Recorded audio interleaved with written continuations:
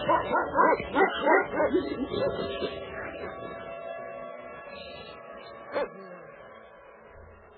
evening. You're listening to the Hour of the Time. I'm William Cooper. Tonight, ladies and gentlemen, make sure you have pen and paper by your side, for we are going to take a leap. And I hope that you're capable of grasping, understanding what you're going to hear tonight.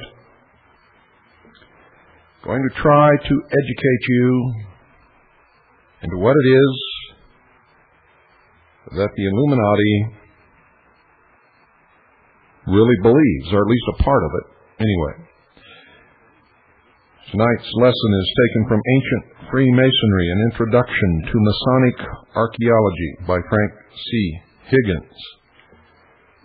Please, ladies and gentlemen, pay very close attention, for some of these ideas are difficult to grasp.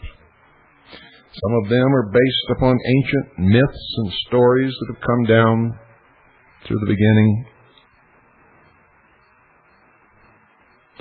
of mankind, over the ages, to the present. What we are dealing with are ancient beliefs, ancient religions. Some of it is the truth. Some of it is metaphor for what man was not able to grasp or understand, and so he made up stories to explain it. Some of it, well, you listen. You be the judge, and pay attention to the music you're going to hear tonight, because these beliefs are inculcated into the minds of the populace on a daily basis through television, through movies, through the things that you're taught in school. There is probably, ladies and gentlemen, no subject in the world so freely theorized about by those who know nothing whatever about it as Freemasonry. Many of you listening think you know something about Freemasonry. Some of you are Freemasons, and you don't know any more than anybody else, especially if you belong to the Blue Lodge. And the worst of it all is that the misguided critics are not always those who are supposed to be dwelling in outer darkness. Some of us, through our studies, have actually become illumined without stepping foot in a lodge. And by illumined, I don't mean buy into everything that they believe or say or plan, but understand it. Understand it sometimes better than most Freemasons ever will, no matter how long they remain in the lodge, no matter how many degrees they obtain. And anyone who wishes to learn the secrets that are being held by those who call themselves the guardians of the secrets of the ages may do so, because none of it is really hidden. You see, it's hidden by the fact that most people are too ignorant to understand that they have to study these things to understand their enemies or their friends, as the case may be. The Masonic Lodge is very much like one of those ingenious apartments devised to combat the high cost of living somewhere, in which as a visitor you are to all intents and purposes led to the parlor. Once the guest departs, the pressing of a few buttons and the sliding of a few panels turns every article of furniture into something else entirely, and the tired host is in an equally luxurious and well-appointed bedroom, invisible to the previous guest. A very large majority of Freemasons stay in the parlor all their lives. They don't even know that there are other rooms in the house. And they never discover the double purposes of the signs, the symbols, and the secret work which they think they understand. Where everything is veiled, and then it is revealed in the next initiation. The poor sheeple thinks that revealed means revealed. Study the spelling of the word. The very meaning of the word initiation is to open the eyes or reveal. That something which appears to be one thing is really another. That simple objects which we have never considered in other than a utilitarian sense may be employed by the instructed hand for far more noble and glorious purposes, or in some instances, ignoble and dirty purposes. Up to the very point of his final acceptance into the fraternity, the candidate in Masonry may depend upon his sponsors and supporters to smooth the way for him to the utmost of their ability. But when he has at last attained the coveted goal and received the congratulations of the faithful friends who have rejoiced in his coming among them, the reason that he's really there, then commences the real test of his quality as a Mason, and he must study and secure information for himself. Most never do. What he might discover, if he uses his intellect, is that each time he goes through the initiation of a higher degree, the same story is told differently and ends up having a completely different meaning. But each time, the fool actually believes that he has now discovered the final meaning. Usually at the third degree, what's called the Master Mason. Not realizing, of course, that in the Scottish Rite there are another 29 degrees. And in the York Rite, not as many more, but still more degrees. Each time, a different story is learned with a different meaning, always the same story from the beginning.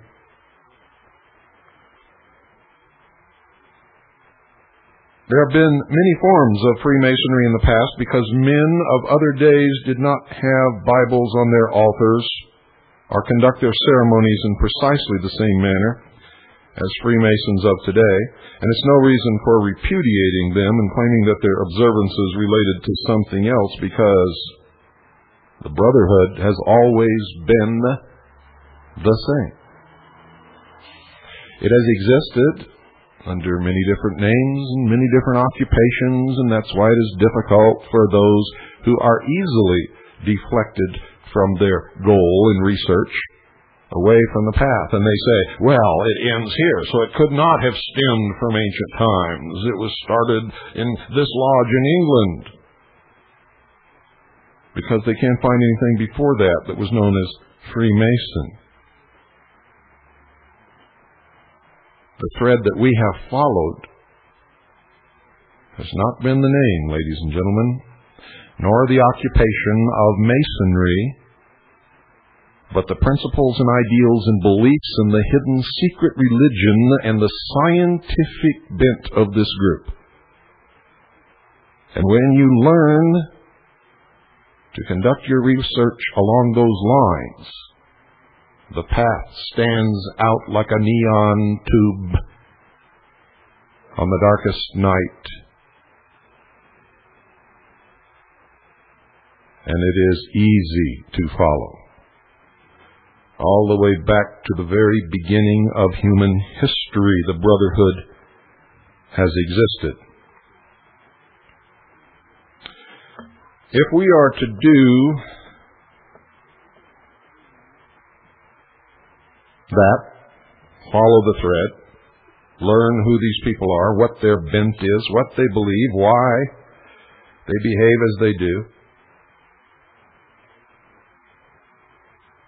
We must be diligent to make sure that we understand completely what it is that we discover. For to inject our prejudices and our beliefs into it is wrong. For I found that at some point they are right, at some point they are wrong. And at all points along the way, it has been used by the very, very clever to control the not so clever, with the promise of some secret hidden knowledge that really isn't there.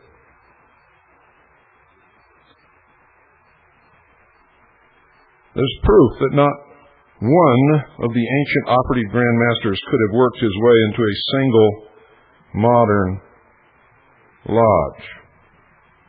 They wouldn't have understood it because much of the ancient method of initiation has been stripped away. You see, in ancient times, the goal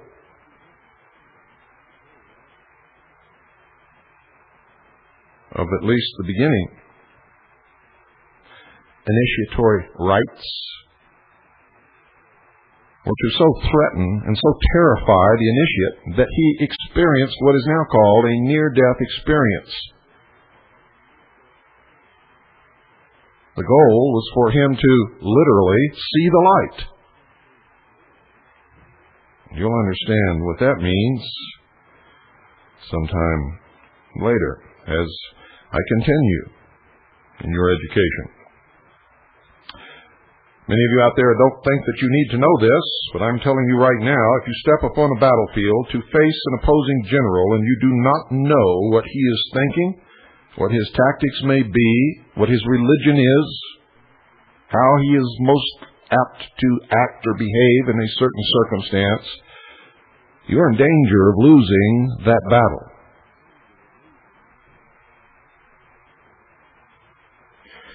King Solomon, or King Hiram of Tyre, would have had the time of their lives in obtaining admission anywhere.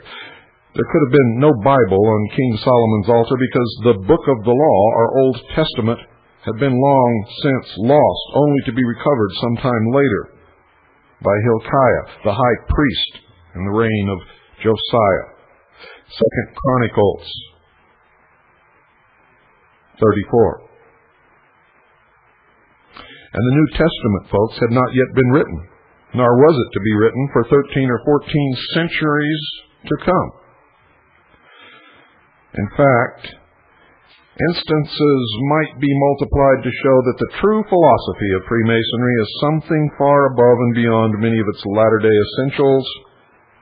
You see, most modern Freemasons don't really practice real Freemasonry. It's being used to inculcate beliefs and ideas to change the world.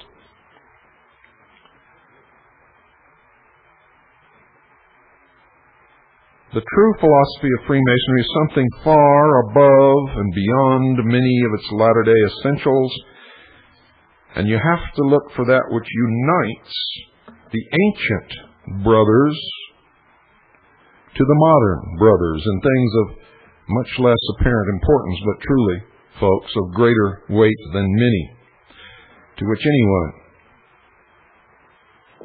gives impressive insistence. The fact that the soldiers of Caesar carried short swords, spears, bows, arrows, and bucklers did not make them any the less masters of military science. In fact, in their day, they were the penultimate of military success. In actual fact, modern military experts are astounded at the manner in which various strategic operations were carried out by the soldiers of ancient Rome.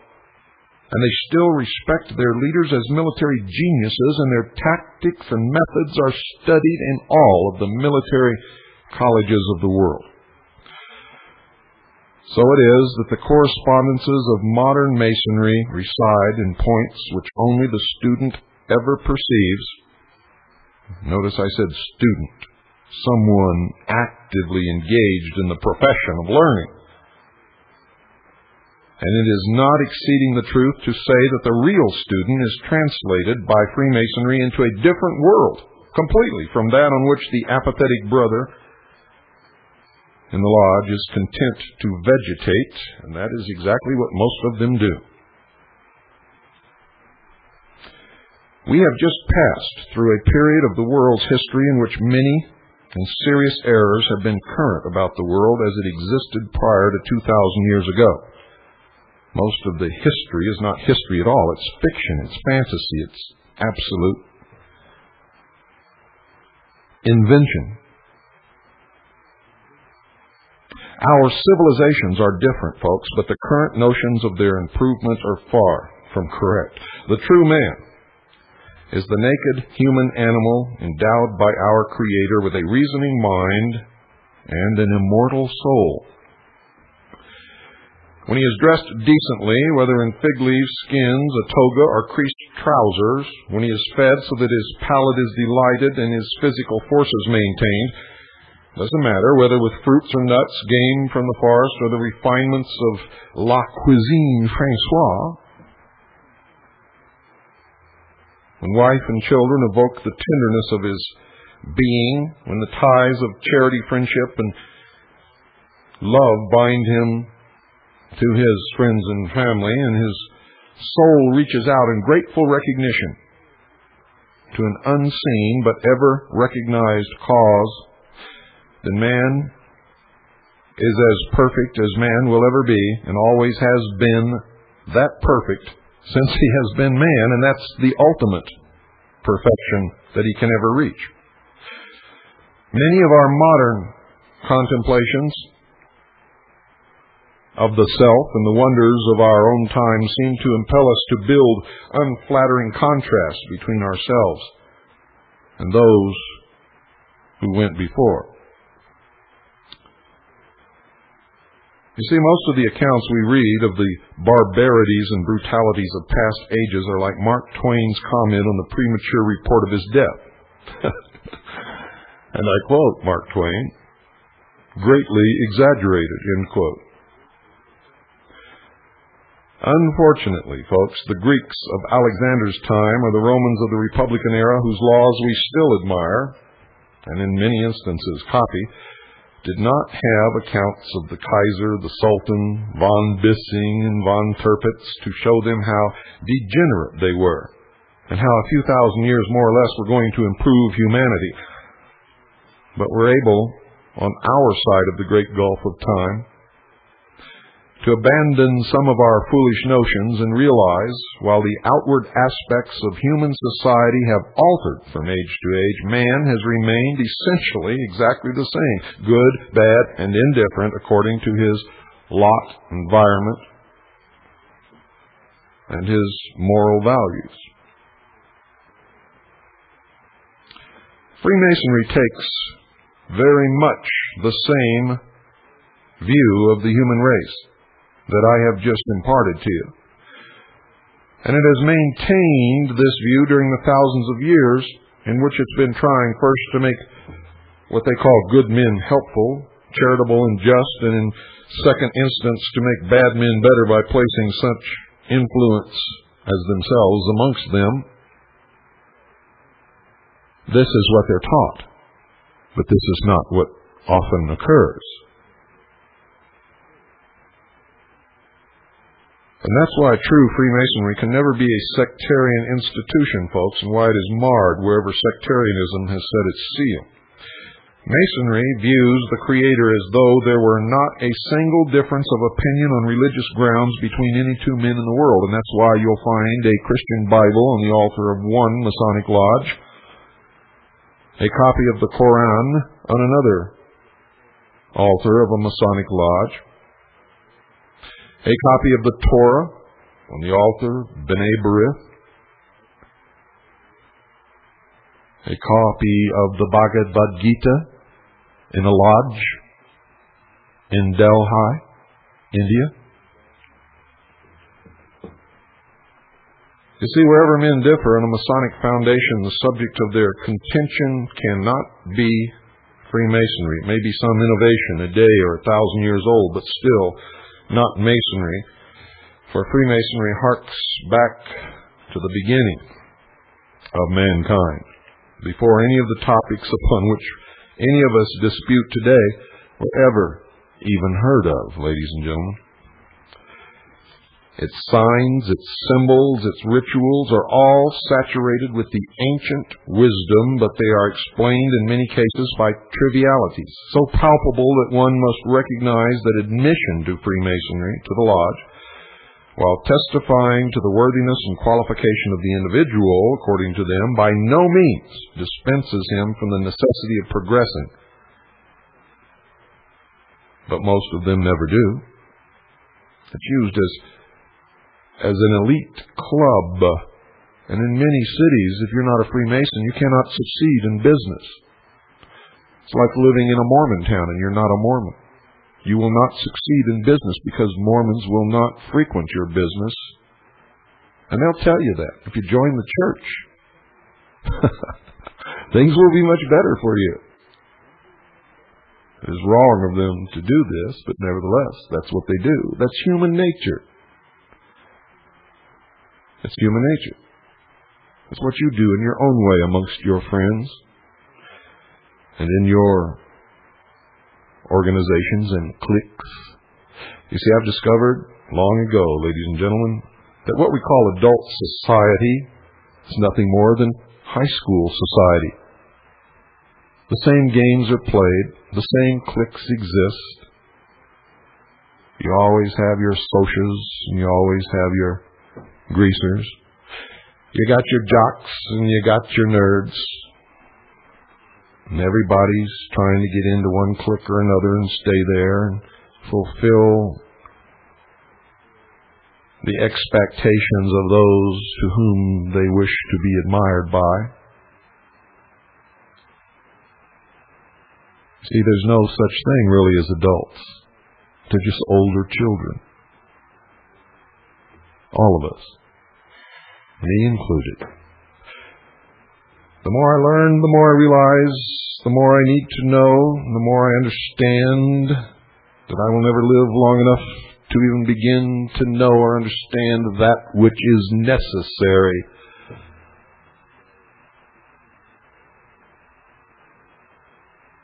But I cannot give up. I cannot quit. I must continue. For if I stop, the moment I stop, I become a slave again of someone or something or some organization. It is a never-ending, never-ceasing battle to be free, to be responsible, to be indeed sovereign in my own right.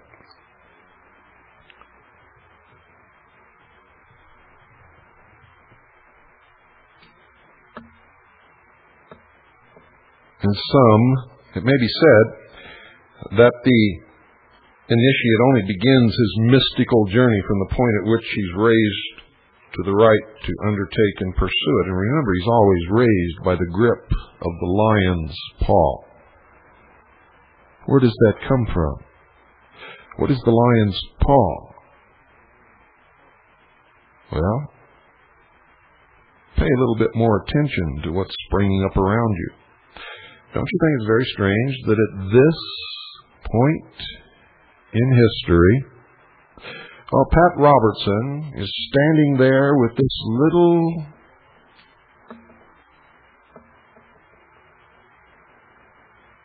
insignia down in the lower left-hand corner of the television screen. It will be on your right as you face the television. The heraldry of the two lions rampant holding up the cross and the crown. And what is playing at the local theater, ladies and gentlemen? The Lion King. What is the Lion King? It is the representative symbolism, ladies and gentlemen, and you'll see it in Las Vegas. as millions of people walk between the protective paws of the great lion of the MGM Grand Hotel daily and don't understand its meaning. The lion is facing directly the Luxor, or the source of light. It is the symbolism of the royal family of the tribe of Judah, the descendants of the house of David, that will rule the New World Order. Freemasons don't even have the slightest idea what they are a part of or what they are helping to bring about. I stand back in awe as I watch this and study it. And as my knowledge increases and I have a better understanding, my jaw drops to my chest in amazement.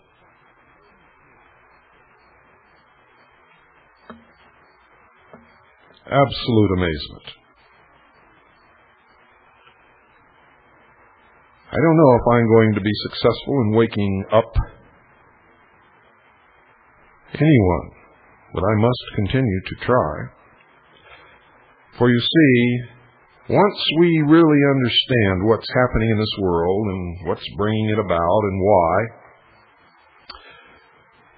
and once we understand that we can never cease studying and understanding and learning, no matter how old we get or how smart we think we are, once we understand that, that's the only time in our history that we will actually be free, even though we've thought we were free on many prior occasions. None of us are free yet. Nor have we ever been. We've been pretty close to it. But somewhere along the line, we stopped thinking, stopped using our brains, began to be puppets. Someone began to attach strings to our hands and our arms and our feet and our knees and our mouth even. It is amazing.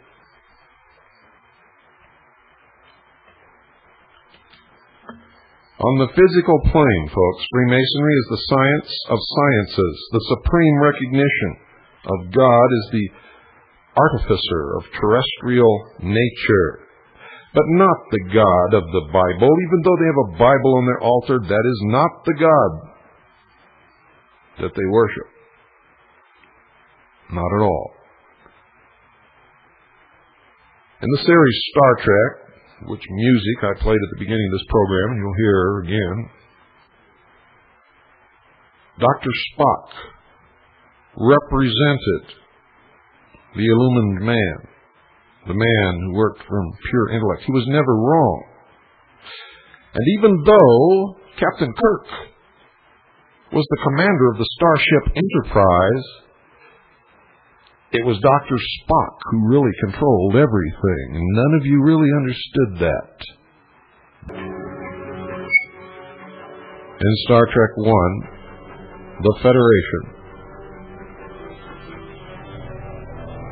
had brought all the different known intelligences in the universe together in what could be called on Earth a new world order.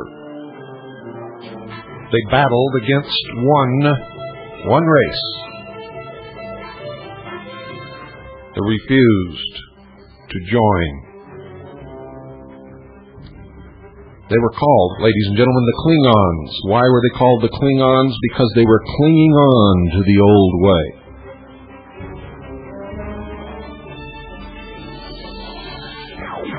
If this life that we live now on this earth were a part of that mystical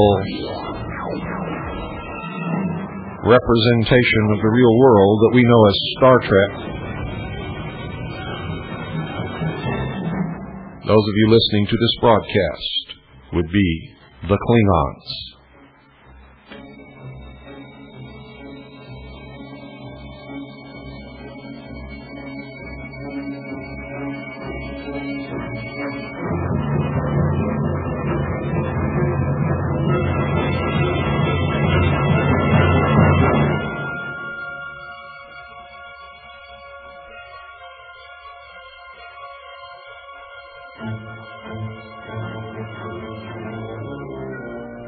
On the spiritual plane, Freemasonry is the original religion. They claim that they are the religion of religions. To the public, they say they are a fraternal order, not a religion at all. They lie a lot. For someone who professes to be so good, bent upon such benevolent intentions for the world, they lie a lot. They believe there's a demonstrator of a deity who is to be loved and obeyed according to the highest dictates of the consciences of all mankind. The learned teaching the illiterate, the strong helping the weak, the clear of sight leading the blind, and this entices so many people into the lodge. But at the highest levels, no. No, and no. If you watched all the episodes of the movies Star Trek, beyond the series on television, for the movies attempted to put all that the television series had attempted to foist upon the unsuspecting sheeple of the world that watched it, condensed it all into these movies. And even the number of movies that were made is significant in the occult meaning of the numerology of those who call themselves illumined. Now, I talk about Freemasonry here. I'm really talking about all of the different lodges under the different names and occupations that make up, at the highest levels, those we call the Illuminati. Illuminati just means, simply, the collective body of those who are illumined. It's very simple.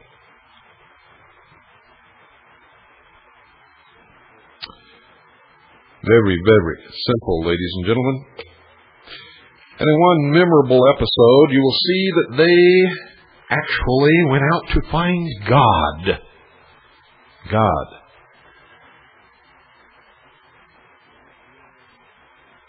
And they went beyond what was called the barrier, where you're not supposed to go. Nobody ever went beyond this barrier before.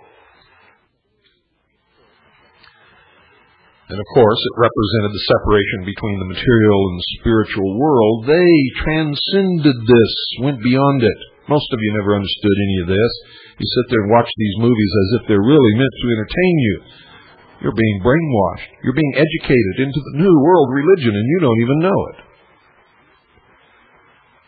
And they reached this planet where God lived. God actually lived on a planet. That should have been your first clue that something was wrong.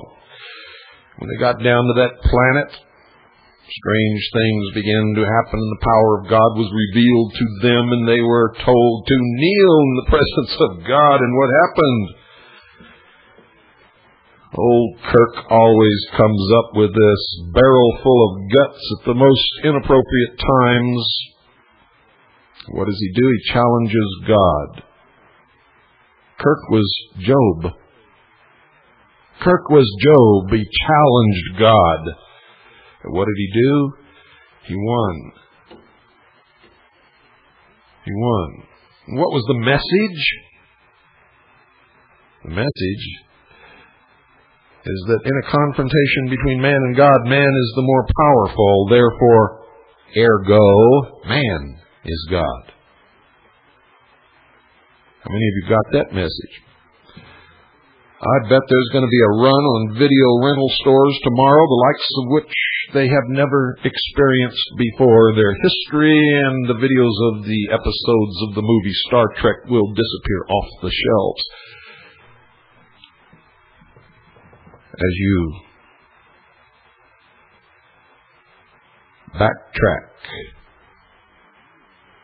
and try to understand the real meaning of those films. And I hope that you're successful, ladies and gentlemen. I really do. It's for this reason, folks, that Freemasonry, the illumined ones under whatever their name, alchemy, the Rose and Cross, the Knights Templar, Freemasonry, it doesn't matter what you call it, it's all the same. It's for this reason that it swept all over the world. At the dawn of civilization, overturning all barriers and leaping all frontiers. And if you want to see how successful they've been, there's another movie that they made, laughing at you. Go get a movie called They Live and watch it.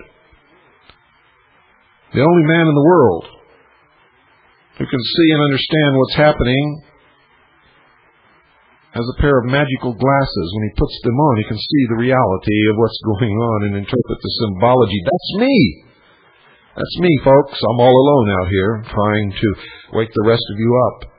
And like the man in the movie, he goes around trying to get people to understand this, to explain to them what's happening, get them to try on the glasses so that they can see.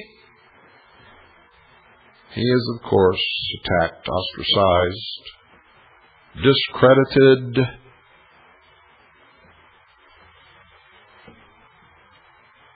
But like me, he never stops. Get it? Watch it. Every locality has produced its individual dogmas, but the doctrine of universal brotherhood was carried throughout the world ages before the coming of temples or churches based upon the ascertainable facts of our universe, which could be demonstrated as clearly to one race of earth dwellers as to another. I've dwelt a lot upon the Masonic mysteries during this broadcast. The many tapes of the Mystery Babylon series that many of you have purchased and have had your eyes opened and are on the way to becoming truly knowledgeable. But I've dwelt a lot upon these mysteries of the Eastern world. But I've only touched upon the fringes, folks, of a contemplation which overspread the forest hills and dales of primitive Europe ages before the covetous eyes of any Caesar had remarked its glories and its possibilities. And there's no doubt whatever to be entertained that the mysteries of the ancient Celts, the Northmen, the Britons, and the Gauls were derived from the same Oriental sources as Freemasonry. An illimitable time prior to that period at which European history begins with the invasions of trained cohorts from what is now known as the Italian Peninsula. And that's where the occult influence begins to make itself felt amongst those who claim that they are the superior race. And all races claim that they're the superior race, but these are particularly persistent. And whether these mysteries entered Europe with the first errant nomads of the great wandering upon European soul from northern India, or whether they were imported thither and yon, as they would have said back in early England, by the merchants of the Mediterranean who traded in every port from India to Britain. It's not known. Nobody really knows. But I've studied Celtic archaeological remains, especially the rude coins of some of the tribes inhabiting the north of France just prior to the Roman conquest in the parts of Spain contiguous to Punic settlements.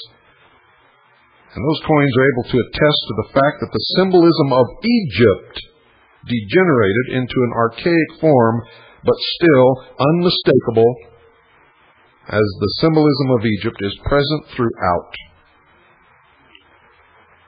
The one deity, or God, common to Egypt, Syria, Phoenicia, and the semi-barbaric peoples of northwestern Europe is represented by a figure that can be traced all the way from the last mentioned territory to farther India, and is that which is termed, according to locality, the Syrian god Baal, the Egyptian Bes, and the Indian Bacchus, otherwise known as Dionysus, are, to some, Dionysius. The last name is derived from the Semitic Adon-Ishu, which the Babylonians corrupted into Dunyish, calling the capital of the valley of the Euphrates Tin-Tir-Ki, or place of the tree of life, and the country around about it Kar-Danish, or the garden of Danish, in which was placed, ladies and gentlemen, the drama of our first parents. You remember them, don't you? Adam and Eve. You see, among the Babylonians, this Ishu was the son of the god Anu, which literally means I am. Elizabeth Clare Prophet is familiar with that phrase, I am. She doesn't know what she's doing either. And his wife, Anatu. The word Adon meant Lord. Lord. In the Hebrew, you're familiar with Adonai. The word Adon meant Lord, which is identical with the word Baal, which also means Lord. The Hebrews originally called Jehovah Baal, quite reverently, and still call him Adonai, which means Lord. The Babylonian Bel and the Greek Adonis were the same as the foregoing, as also Dumuzi, or Tammuz, throughout Syria. Remember Tammuz was the son of the mystical union between the dead Nimrod and his wife Semiramis. Later it was Horus, the progeny of the mystical union between Isis and the dead Osiris. Throughout Syria and Osiris, Horus, and Egypt, the manifest idolatry of these imageries is not to be gainsaid, but they are one and all the same. They are one and all associated with symbols which upon dissection prove always to be geometrical or arithmetical concealments of the Hebrew four-lettered name JHVH, that many of you call Yahweh or Jehovah.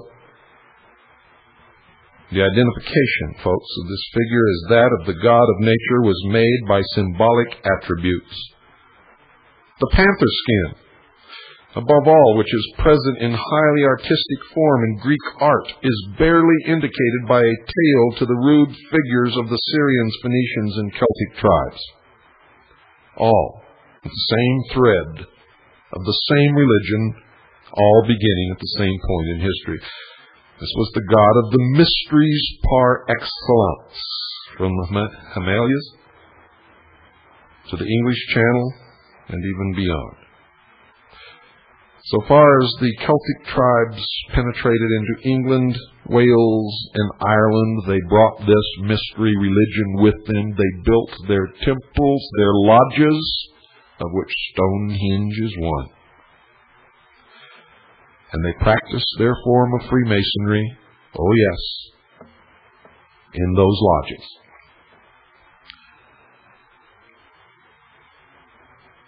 There was that vast Celtic priesthood, which went under the name of the Druids, and it's still one of the most completely misunderstood institutions, of which mention descends to us from that dim past. Our knowledge, folks, of them is derived from commentators who, while they were fairly keen observers, did not go farther than surface indications. And I have never seen, noticed before, they describe the secret mysteries of the Druids in the depths of all but impenetrable forest, to which no profane, that's you, were admitted on any possible pretext. All of which, folks, looks as if imagination had done the principal work in the recorded descriptions, and that's closer to the truth than anything, for most of it is fiction, fable, myth, and some outright lies. And many take these lies, myth, fiction, and twist it to fit their own agendas and create more lies and more fiction. A good analytical observer, Reuben Barrow, in his Asiatic researches ventured to state that the Druids were purely and simply Brahmins from the country that we now know as India. Their name is said by Oliver to be derived from the Greek word drus, an oak.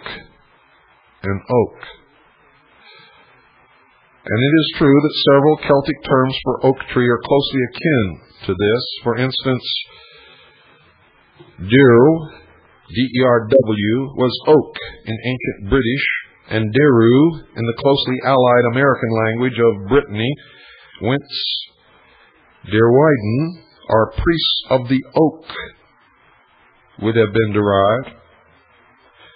But Druid, spelled D-R-U-I-D-H, also means a wise man or magi. That's important. When you get into this UFO crap, it even becomes more important, and it brings us closer. Like the latter, the Druids were at once the philosophers, magistrates, and priests of their people. They were the Illuminati of their day, uniting the entire range of learned professions under one head. Strabo is the authority for the assurance that the Druids practiced the Samothracian, Cabriic mysteries, and another Greek classic writer affirms that they were addicted to the worship of Bacchus, and their ceremonies took place in a grove, in an outdoor temple of the sun, where there was a symbol of a phallus and always a pool of water to reflect the light, much like Dealey Plaza, where Kennedy was assassinated, in the symbology of the grove on Elm Street. Later, you were all entertained by a series of movies called Nightmare on Elm Street. But of course, you don't make these connections because you have no background of education to understand what it is that you're being bombarded with, or what it is that you're actually walking in when you walk in Dealey Plaza in Dallas.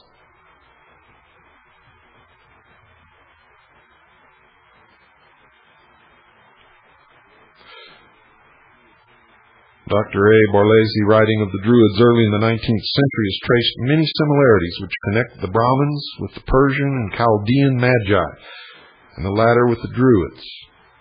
Hutcheson says that there were two sects of Druids, one of which was composed of Sabians, or star worshippers, and the other of fire worshippers, the philosophers of fire, akin to the Parsees, and that these two hated each other cordially. Well, there's little doubt that the Chimeric or Welsh god Hu was the same god as the Semitic Ihu, or Jehovah, and the Chimeri are traceable in their wanderings clear across Europe from their original homes in Asia Minor. The Druids worshipped the deity under the form of the equinoctial bull, as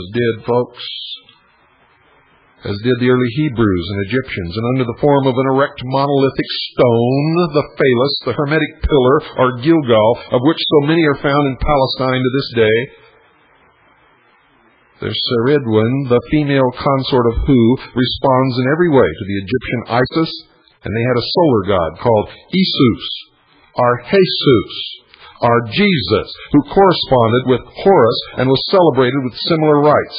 The latter is evidently the old Babylonian Ishu in another dress, and it is the basis,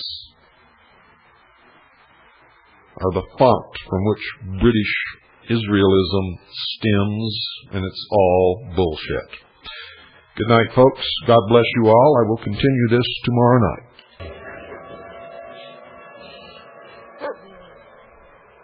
Welcome to the hour of the time. I'm William Cooper. Once again, make sure you have pen and paper by your side. For tonight, we resume your education into who and what and why, what they believe. And remember, ladies and gentlemen, as I impart this knowledge to you, it does not mean that I believe any of it. I hope you understand that. Some fanatic called my home today and said that in last night's broadcast I had attacked the Christian religion. Well, folks, those of you who know me can imagine my reply. With the explorations in the Sudan region of Africa of the ruins of Napata, the ancient capital of Ethiopia, which is the Cush of the Old Testament, bringing to light an ancient temple of Amun containing a huge, very large, huge Masonic altar, and with archaeologists getting ready to renew their explorations in Palestine and the Euphrates Valley, antiquarians expect further additions to the vast mass of evidence of the worldwide spread of primitive Freemasonry, which concealed, ladies and gentlemen, in its rites, symbols and ceremonies, the teaching and belief in the grand architect and great geometrician of the universe, a one and supreme God. But as I told you before, not, as many of you might believe who have been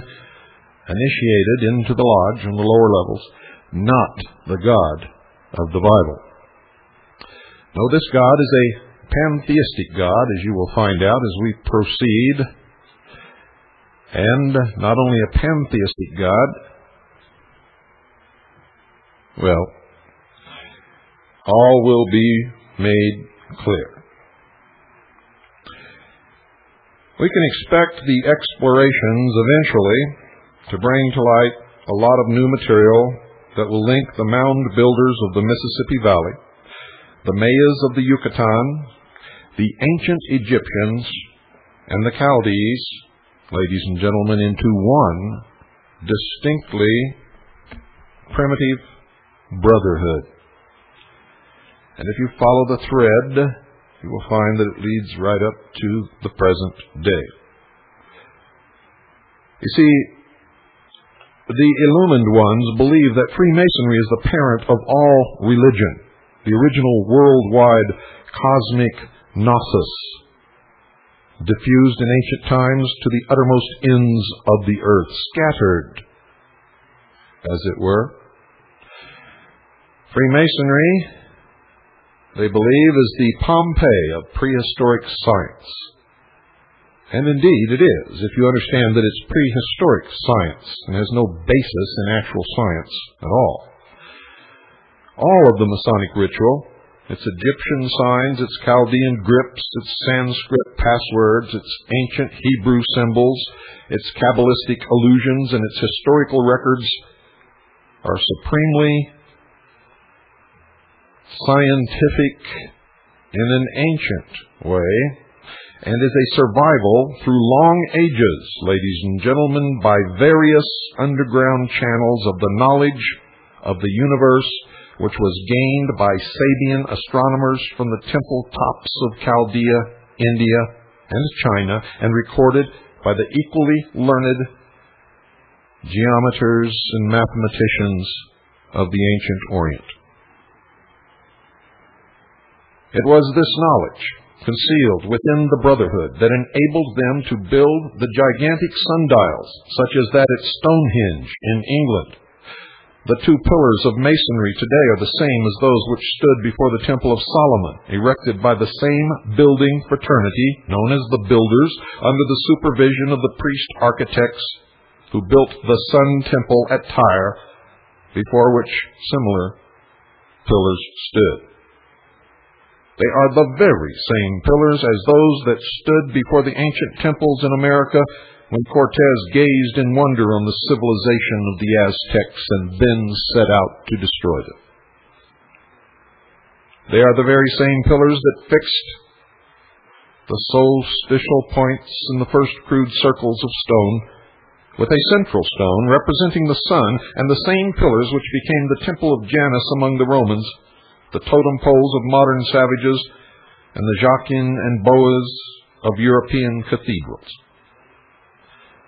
You see, the key to the entire secret system is to be found in the ancient method preserved from ages long anterior to their reputed time by the Israelites, of using identical characters for letters and numbers, a system called gematria, which I've discussed before, notably in the series which we called the Mystery Schools, or the Mystery Babylon series. Gematria. And upon this system, which a simple mathematical formula 10,565 is shown to be the basic source of all manifested existence, that formula, when presented in the Hebrew letters corresponding to the numbers being Jod, Ha, Veh, or in English, JHVH, or Yahweh, or Jehovah. Now, if this remarkable fact had been confined to the sacred writings of the Hebrews, it might be accepted as a peculiar outcropping of national genius. But this is not the case. Most of you just can't understand it when I tell you it's not the Jews. It's the brotherhood of which many Jews are a part. But so are many Episcopalians and many Catholics and many atheists and many agnostics are all a part. You see, my research has revealed the presence of an esoteric means hidden, secret, or mystery Jehovah worship throughout the entire ancient world is the basis of all of the outwardly pantheistic cults. Not the God of the Bible, but a pantheistic God. The real knowledge being concealed from the mass, or what they call the profane, by the priesthood and rulers, because they claim it was too high for them to grasp. But the truth is, this hidden knowledge was used to control them throughout the ages.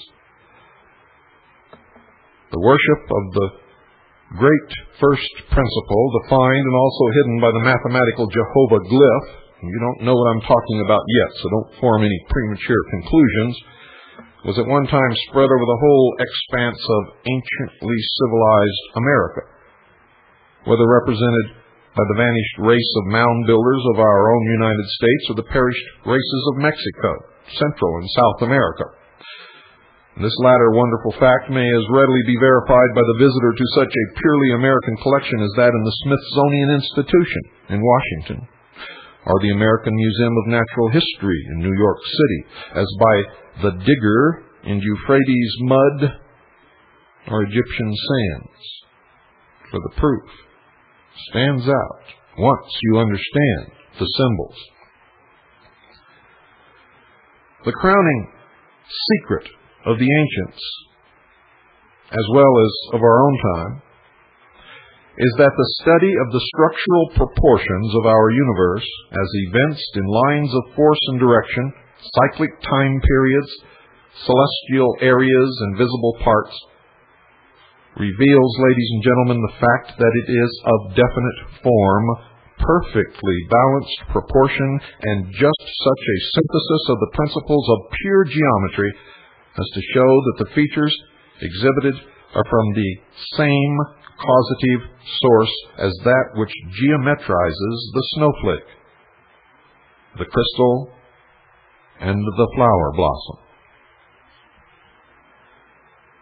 Hence the expression used in Freemasonry of the grand architect and the great geometrician of the universe. The ancient Egyptians adopted as the key to this great cosmic philosophy the famous Pythagorean triangle of proportions 3 by 4 by 5. Proportions which is the basis of the celebrated 47th proposition of Euclid. The understanding of this 47th proposition of Euclid is an absolute requirement of members of the Brotherhood. They called the three sides Osiris, Isis, and Horus, considering the first two as spirit and matter and the latter as nature evolved from the wedding of the other two. In other words, the doctrine, the church, and the full body of initiates, the practice of it all. And this triangle represented as the Eye of Horus and typifying the sun, became the all-seeing eye of Freemasonry, and it is clearly visible on the reverse of the Great Seal of the United States of America on every single $1 bill that you have in your wallets right this very moment. The value of the Hebrew letters in the famous triangle is 543, or 543, ladies and gentlemen, which is half of an oblong of 3 times 4, the other half of which, also shown, is 345. The sum of both equals 888, and it is the value of the letters in the Greek New Testament name J-E-S-O-U-S, Jesus. An oblong of 3 by 4 contains 3 of 4 by 9, and vice versa. I know this is a little difficult for some of you to understand, and you're going to have to do some study, for it took me years to understand it. The oblong of 4 by 9 was represented symbolically as the Atef crown on the head of the Egyptian sun god Re, or Ra, whose name really means light. Light. And from this simple proportion alone, according to the methods of the ancient Egyptians, can be at once correctly delineated all the main physical features of our universe in absolutely correct astronomical proportions, and in so doing is evolved a sacred ancient symbol, the trapezoid, of 10, 5, 6, 5 proportions, which became known as JHVH among the Jews, Jehovah or Yahweh, IHOH in Phoenicia, IHUH in Chaldea, HUHI in Egypt, Oihahu in India, Hohai and Fohai in China, that's H-O-H-I and F-O-H-I, and Iowa in ancient America, I-O-W-A, Iowa. We find this symbol, the Jehovah symbol, as the shoulders and arms of Osiris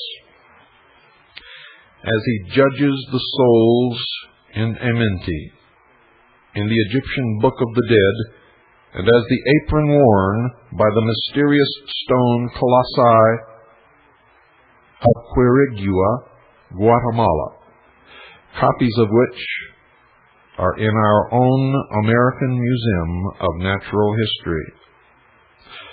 Remember, this is an apron. It becomes a little more clear as we go along. We find the Masonic keystone to be not merely an architectural requisite, but the angle of exactly 23 1/2 degrees, or the correct inclination of the axis of the Earth to the pole of the ecliptic, and to embody the vertical section of the Great Pyramid of Giza 4 times repeated. We find the little clay idols of the departed aboriginal races of Colombia, South America, decorated with the geometrical glyphs of this secret order, the ornaments of the robes of the ancient Ica priests in Peru, but exemplifications of the same sacred figures, and the amulets of the Mayas and Toltecs in Mexico are also engraved with them. That there must have been some worldwide organization to distribute these symbols in ancient and prehistoric times is evinced by the fact that by common consent the ancient Egyptians and the ancient Mexicans constructed pyramids, which, as shown by the Great Pyramid of Giza in Egypt and the Teocalli of Chichen Itza, Yucatan, as leading examples, were component parts of a single geometrical problem, the key to which is the simple Masonic apron as worn today, and the graphic symbol of which covenant is still preserved as a cosmic figure among the Hopi Indians right here in the state of Arizona. In discussing the Masonic keystone, Mr. Higgins displayed examples picked up in his travel from China, India, ancient Tyre, Egypt, and Palestine that were all cut on the same exact angle of 23½ degrees. But perhaps his most precious specimens were several black serpentine amulets from Yucatan and Central America, more than 3,000 years old, that displayed the keystone and also the inverted Tau cross, so familiar to Masonic brothers in their lodge work. In pointing out the triangle of equal areas on the forehead of the amulet and the keystone nose, Mr. Higgins drew attention to the fact that the Jewish worshiper today describes with his fingers the triangle in the same place when making his invocation on the Day of Atonement.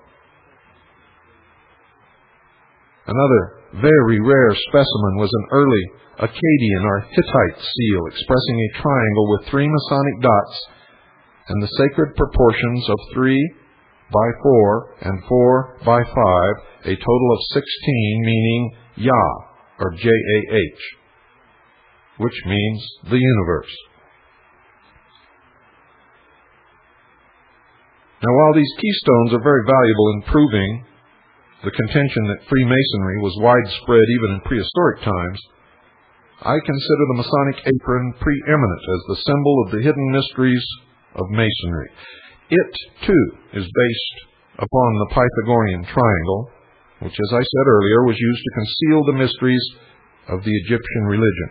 The priests knew that the letters I, O, H, or J, V, H, which were publicly applied to the sides of the triangle and called Isis, Osiris, and Horus, were the secret mathematical formulae which they considered the key to the universe. Today you may see this miniature keystone hanging from necklaces of prominent Freemasons, sometimes prominent politicians, rampant in the New Age movement. If you will read a good book on mythology, the story of the death of Osiris, slain by his brother Typhon, and the long search for his mutilated body by his disconsolate widow, Isis, you will eventually understand, especially if you have studied the mysteries, how the hope of humanity was fixed on the widow's son. Isis, of course, was the widow. Horus was the widow's son. Now, if Osiris was the doctrine, and the doctrine was murdered, killed, the church was left as the widow, widowed by the doctrine. The word was lost, the lost word of Freemasonry. Her son, the initiates, or the sons of the widow, were then, ladies and gentlemen, left without a doctrine. These were the full body of initiates. So the hope of humanity at that time was fixed upon the widow's son, the youthful spring sun god, Huram, or Huram, as his name was abbreviated, whose birth also constituted the resurrection of his father, Osiris, with whom he was identified. The development of the very famous Pythagorean triangle also forms the triangle that is the base of the Masonic Tau cross. The multiplication of the Pythagorean triangle by 4 gives the base for the Magian's philosophy and develops the form of the Masonic apron, just as worn today in the lodge room. It is the 64 square that I refer to. In this square, the familiar checkerboard also has hidden within it the exact geometrical proportions of the Giza pyramid. Many of you have a checkerboard in your home.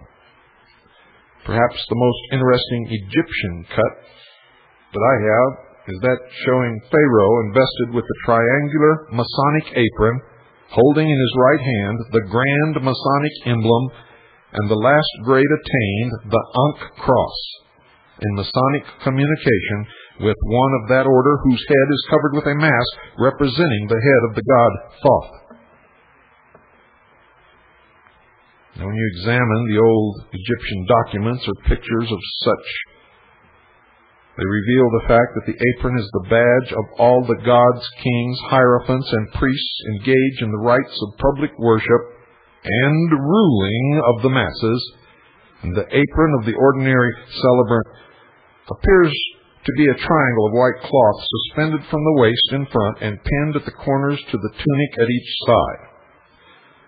In the case of the Grand Master, the apron is very elaborate in design. The figures you see represent the rising and setting sun in the lower corners and the sun at meridian. The rays of the sun are so directed as to describe a regular progression of geometrical angles, such as seen on a gnomon. And over this sun apron is worn the serpent apron.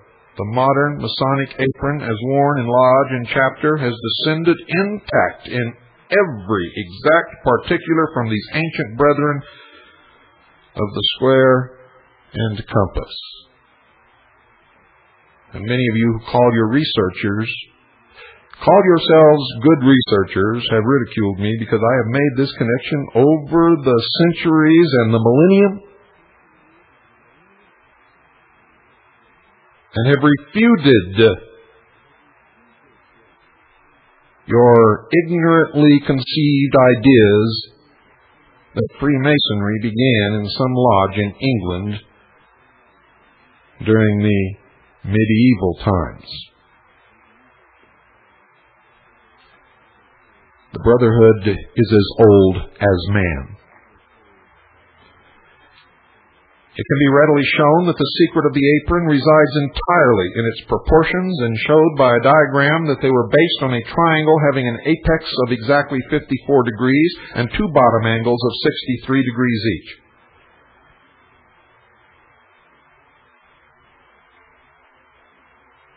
It was said that these two numbers were both eminently sacred Masonic numerals belonging to the, remember I told you this before, belonging to the nine, our 3 times 3 series. It can be demonstrated that the proportions of the Egyptian pyramids were all concealed in the same geometrical figure upon which the Masonic apron was constructed.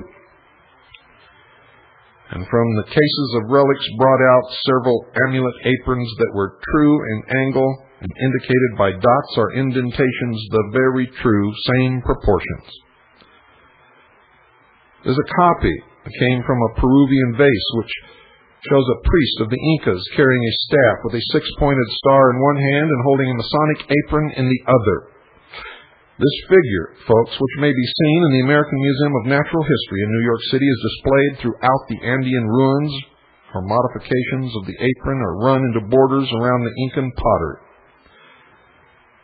Maybe the very best example in America is that found on the statues and little clay images of the ancient Mayas, which litter the jungle forest of the Yucatan on the sites of the ruined cities. These images, shown by specimens, are all clothed as master masons in the very same apron as the Egyptian kings and priests, and point irrefutably to a universal knowledge of secrets behind the square and compass. And it was this knowledge that was used to subdue the masses and make government work.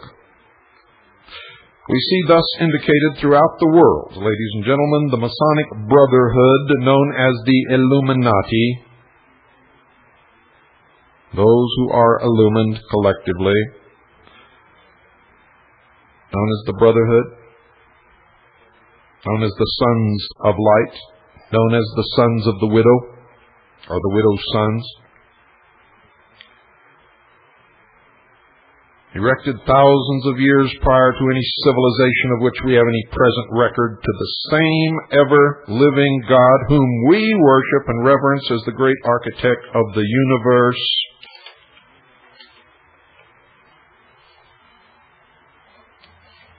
today around the world in the lodges of all the brotherhoods, by whatever name, by whatever occupation, it is the same. It is not the same God that we worship in the Bible, whether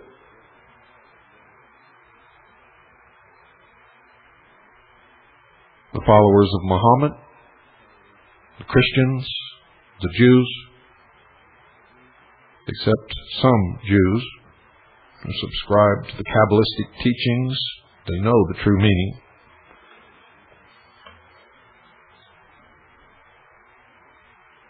Through the mists, ladies and gentlemen, of antiquity loom the history, the monuments, and the crumbling ruins of the vast Mesopotamian empires, all so interrelated that historians find it hard at times to distinguish between legend and fact. But there are still intelligible, despite the beating of the winds and rains, carved in stone or engraved on tablets, buried in the ruins of the temples, evidences that Freemasonic craftsmen met in lodges then just as they do today.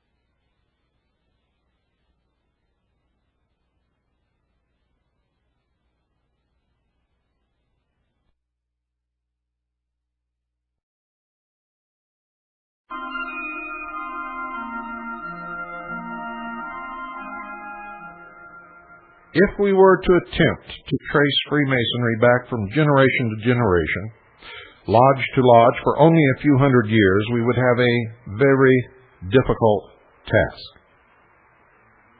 This is what many of you run into. And you don't know how to get over the wall. The mystery hedging about what they call the craft and the long periods of persecution and suppression make the difficulties nearly insurmountable until you learn to stop looking for names in lodges and follow the thread of their belief, teachings, and symbols. And if you're willing to credit Masonry's own legends of its past, which aver to it always have been a guild of sacred and symbolic architects, temple builders, and furnishers, Then we leap back over the enormous periods of time which separate us from the earliest historical records of the human race. In our own day, we worship Almighty God under the abstract name of Jehovah, giving the latter no more technical significance than that of an ineffable name representative of the divine power and majesty, simply because somebody told us that that's what we were supposed to do. Can't challenge what you're told, can't challenge what you're presented with. My God, read your own Bible that you say can't be challenged and study the story of Job, who challenged God himself and came out the victor. What is the matter with you people?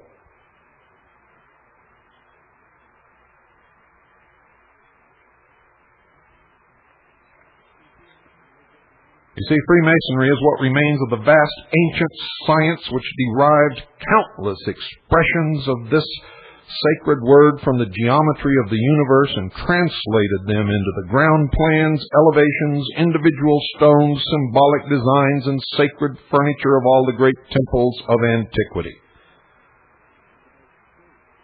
One of the most curious discoveries of modern times is contrary to the generally accepted idea that Jehovah has ever been the center of a pure monotheistic religion like that of Israel and unassociated with idolatry or graven images as reprobated by Jewish sacred law. Jehovah worship was originally the secret adoration of the hidden source of life, conceived only by the illuminated priesthoods and their pupils, because discoverable only through a science far above the heads of the sheeple, or the profane, as the people in the mysteries call all of us before we learn to use our brains.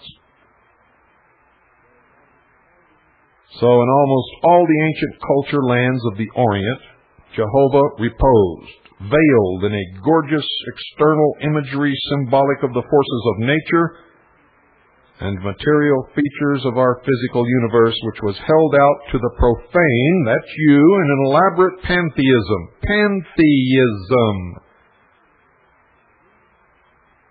If we would fathom the remoteness of the origin of the devotion to a unique deity, we must take into consideration the vast number of evidences extending back into the Neolithic and Bronze Ages of primitive humanity, for these stories, legends, existed long before any written Bible. When the pride of wealth and conquest among the great civilizations of the Near East, Chaldea, Babylonia, and Assyria, were displayed in the palaces, towers, and temples abounding in the valleys of the Tigris and Euphrates, Jehovah was already older than the eternal hills and set forth in 1,000 symbols which only the priesthood could interpret. The great human-headed, lion-bodied, bull-horned, and hoofed and eagle-winged monsters which stood at the temple gates were symbols of Jehovah and rebuses of his name. And the story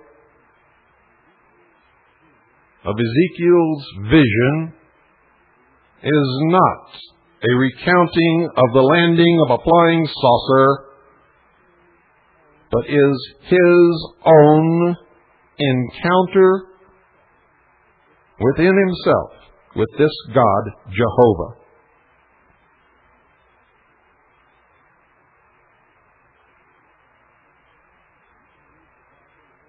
You can read the Bible a million times if you wish, and you can claim to understand it, and you can spout out your memorization of the verses and your interpretations of what it means all you want to. But until you have studied gematria and you've studied the ancient history from which the Bible was written, you will never understand it. Not in a million years, not ever.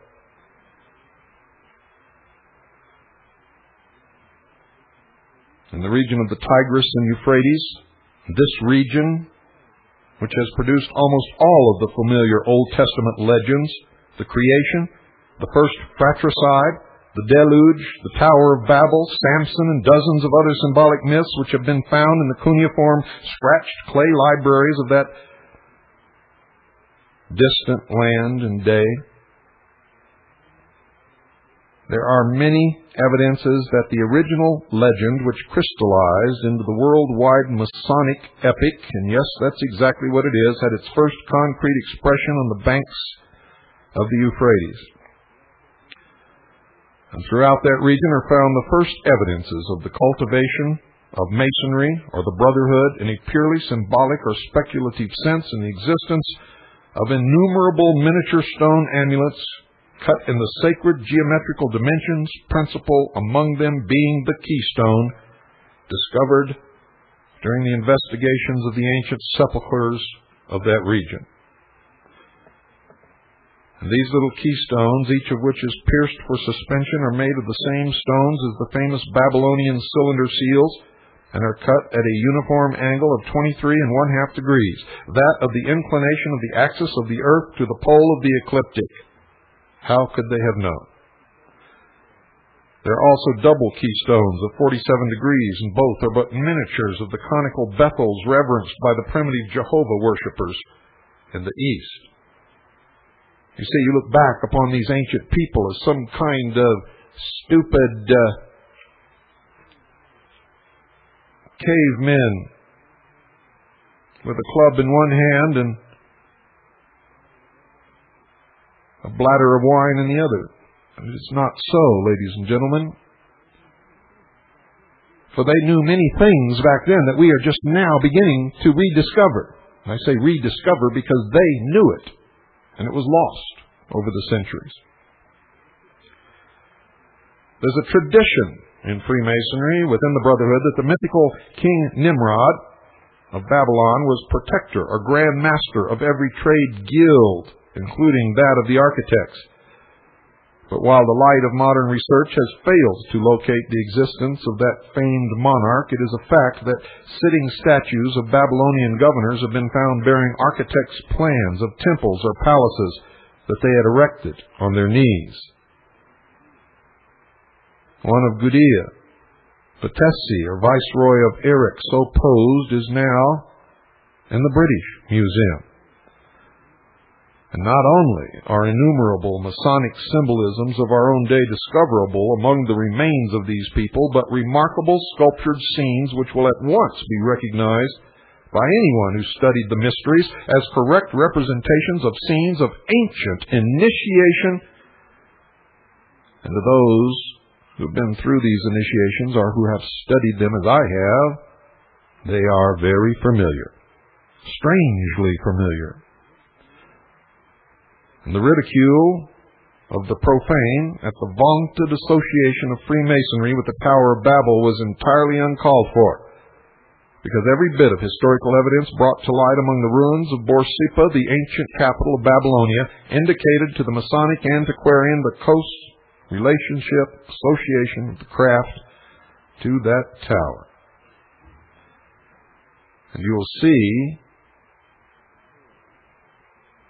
on the murals in the new Temple of Initiation, erected in Las Vegas, known as the Luxor, which means the source of light, depictions of the Tower of Babel and the ancient order, the Brotherhood, the builders associated with it, are all over the place.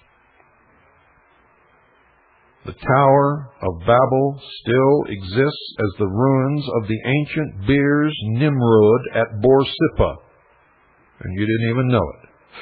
This was the tower temple of Marduk, or Jupiter, and the king who abandoned this city to build a new capital and a more gorgeous temple to the sun god Baal at Bab-Elu, the gate of God, on the opposite or eastern bank of the Euphrates, was the great sage and lawgiver Hammurabi, the Amraphel of the Bible and reputed original author of the laws of Moses. The facts are these. One of the titles of the sun god Baal, which was widely adopted by Eastern monarchs of a later period, was Salmanusar, or Savior King. This was literally King Solomon, which is also the meaning of the Babylonian royal name Shalmaneser.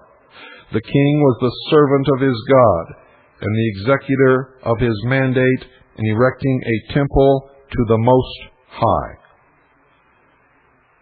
The name of the architect given in 2 Chronicles chapter 2, verses 12 and 13, who was sent to King Solomon by King Hiram of Tyre, one skillful to work in gold and silver, in copper, in iron, and in wood, in purple, in blue, and in fine linen, and in crimson, also to execute any manner of engraving and device, every kind of work of art which may be given him, was Huram, or Huram-Abi, which is self-evidently a mere alliteration of the Babylonian name Hammurabi, or Hammurabi, or Hiram-Abith.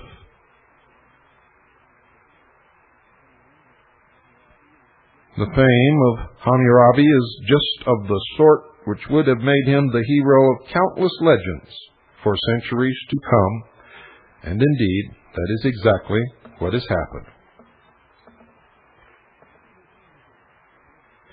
You see, his name is a Kabbalistic one, connecting him with the Babylonian god Nebo, whose Hebrew name is Raphael, both meaning the planet Mercury, the closest satellite and constant companion of the sun, whom the ancients considered the executor of all the latter's mandates. Mercury's color, the blue of heaven, is that of the Masonic order.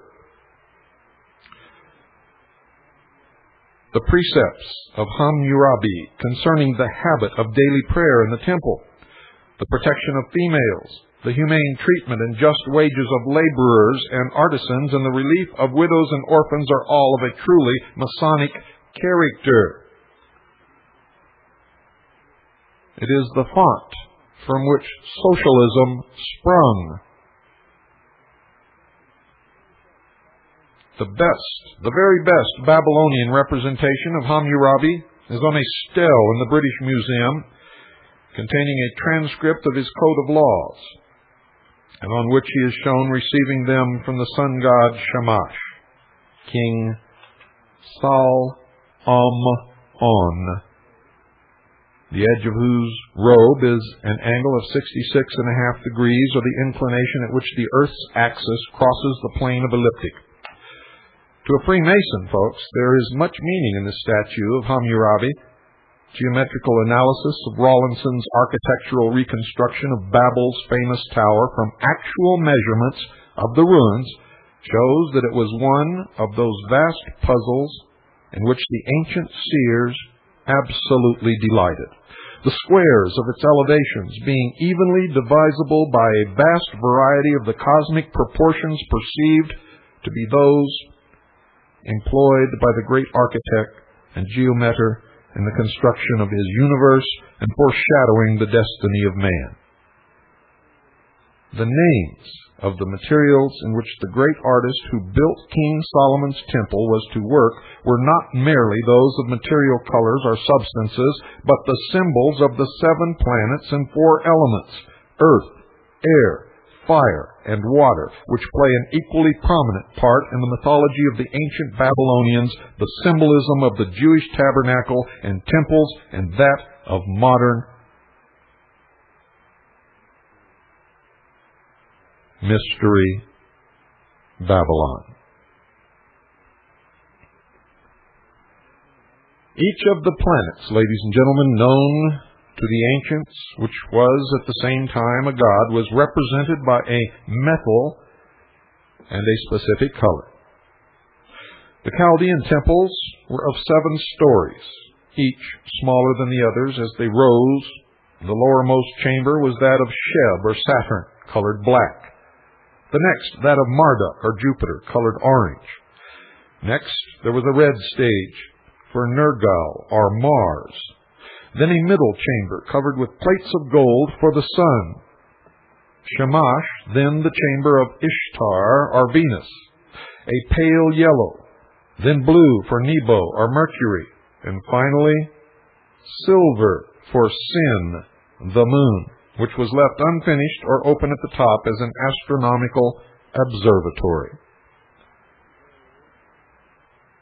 We preserve those colors and symbology on flags and emblems the world over. The Freemasons preserve the colors of the four elements in the veils of the Royal Ark chapter. The sun in its three phases of rising in the east, at meridian in the south, and setting in the west became Sal-Am-On.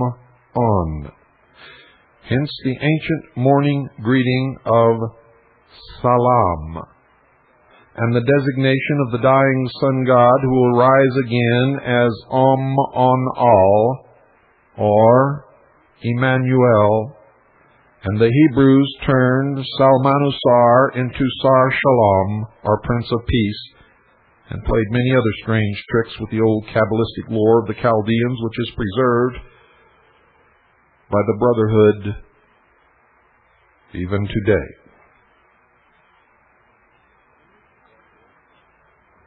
The Phoenician vessels no longer sail the Mediterranean Sea, and the secret of their famous Tyrian purple dye was lost and just recently rediscovered.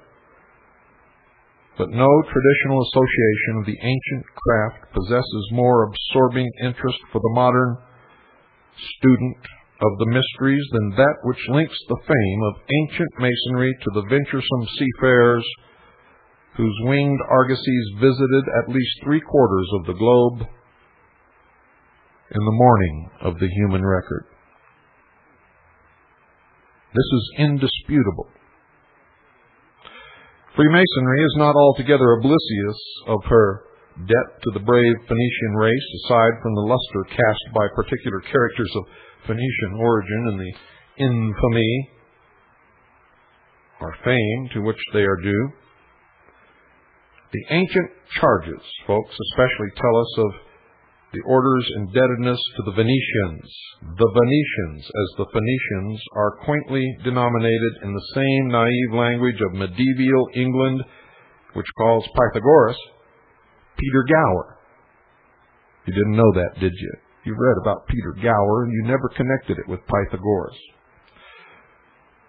Medieval England called Pythagoras Peter Gower. And they called Euclid clerk and pupil of Abraham.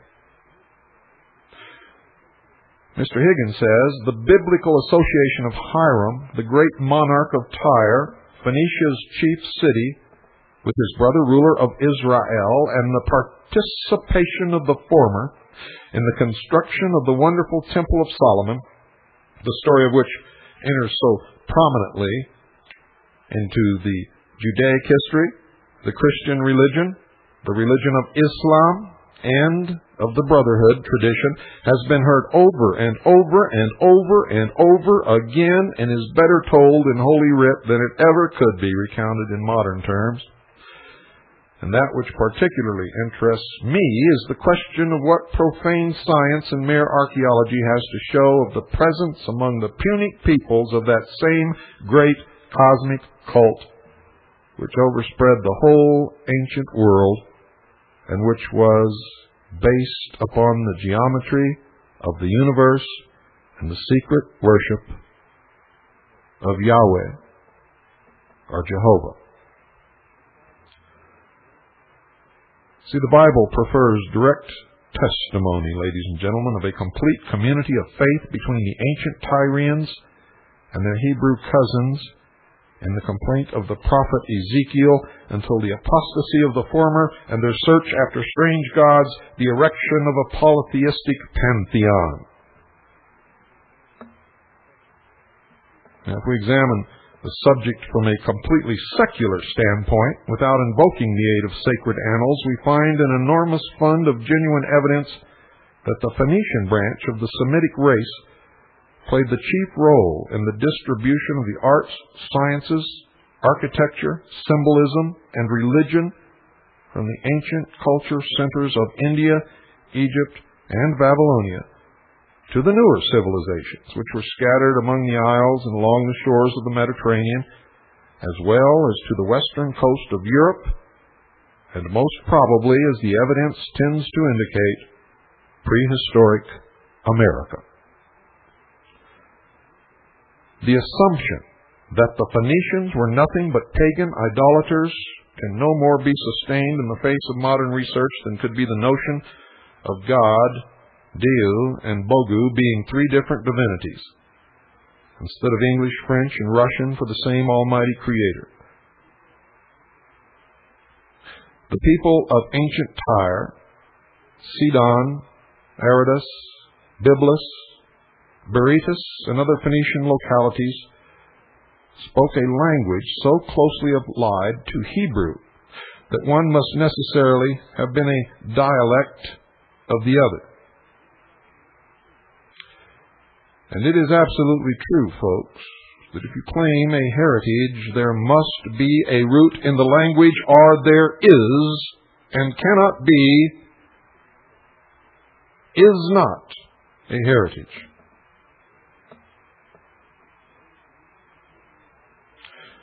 Early Phoenician and Hebrew alphabetical characters were practically the same, and all recorded lapses of the Israelites into idolatry were always into Phoenician idolatries, showing that basically these two peoples were but one and the same, differentiated into maritime and agricultural branches of the Canaanitish stock. The Phoenicians may have had many gods, but to the priest they were attributes of Jehovah, while the Hebrews had the distinction of a dogged adherence to the thought of a monotheistic deity, all in all, Jehovah. Phoenician remains found over the whole expanse of the continent of the ancient world, from Scandinavia to Ceylon, prove that this clever people studied the arts and superstitions of their foreign customers, and they manufactured for each the peculiar idols, amulets, and symbolic ornaments with the same commercial acumen which once sent cargoes of brass idols from Birmingham to India with every shipload of Bibles from Oxford.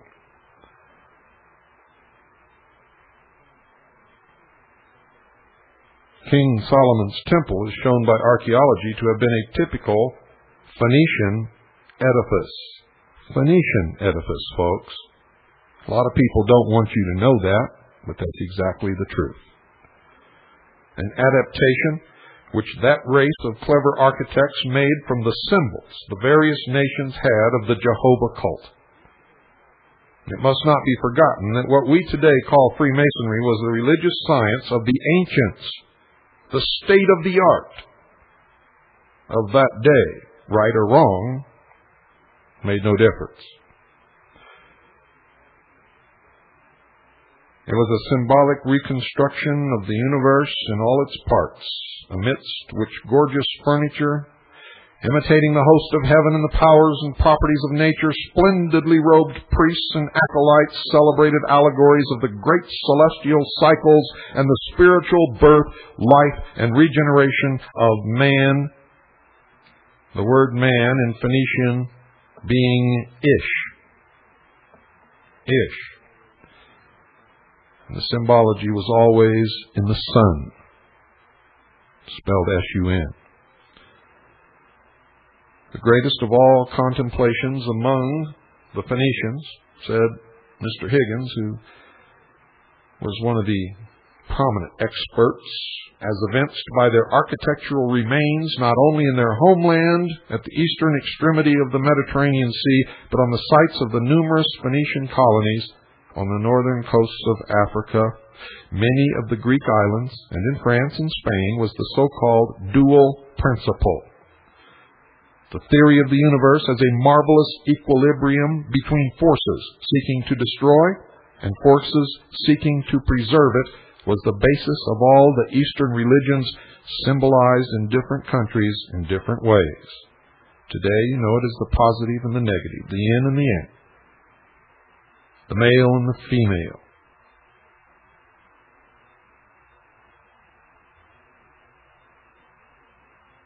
The Mongols employed the yan and yin symbol. The Hindus, twin fishes. That's really what the twin fishes stand for, folks. The Egyptians, twin serpents and twin pillars. The Phoenicians copied the fishes, the serpents, and the pillars. But the greatest contribution they made to the brotherhood was in the prominence they gave the pillars. You see, they used such pillars on the porch of their great temple at Melkarth, at Tyre, and copies thereof wherever Punic settlements were effected. The modern Mason can recognize these pillars in his lodge, and they were the two pillars flanking the entrance to the Temple of Solomon. They were not original, they were copied from the Phoenician temple in Tyre. The worship of Melkarth was something which has had most consequences in the distribution all over the world of peculiar rites and mysteries bearing upon the existence of what they call the divine spark in man and its survival of the grave. That's the principle that they use to convince their initiates that man is God. It is the Luciferian principle. Melkarth is said to have meant king of the city of Tyre and was identified by the Greeks with Hercules because, like Hercules, he was an incarnation of the solar principle of the sun and was afflicted in some peculiar manner by each of the 12 signs of the zodiac which lay in wait to slay him. Melkarth was also called Baal, the Lord, and Adonai, the Lord, which means exactly the same thing. The Adonai above was the spiritual prototype of the Adonai below, and the Phoenician mystery showed the blameless life, tragic death, and glorious resurrection of the being as an example to mankind. All of the Phoenician symbolism shows that wheat and grapes were the symbols of matter and spirit in this connection. Joseph's dream of the baker and butler was but a Phoenician allegory of the death of matter and survival of spirit. Good night, and God bless you all.